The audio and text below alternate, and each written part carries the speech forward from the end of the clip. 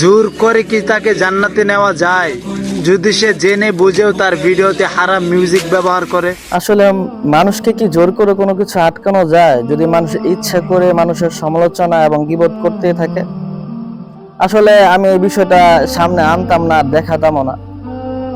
তারপরে দেখালাম, যদি আমি বলতাম সে যা বলে এবং সেটাই করতে থাকে এবং মানুষের সমালোচনা করতে থাকে, তাহলে হয়তো আপনি বুঝতেন না। তাই ভিডিওটা এখানে দেখানো। আসলে যদি আমার আরেকজনকে সংশোধন করার ইচ্ছাই থাকে, তাহলে আমি কেন এখানে এসে আরেকজনের সমালোচনা করে নিজের ভিউ বাড়াবো? আরে ভাই, তোমার যদি সমালোচনা করার ইচ্ছে থাকে, তুমি যাও ওই ভাইয়ের কাছে, গিয়ে তার কি সমস্যা হয়েছে সেইগুলো কিভাবে সমাধান হবে সে পরামর্শ দিয়ে এসো।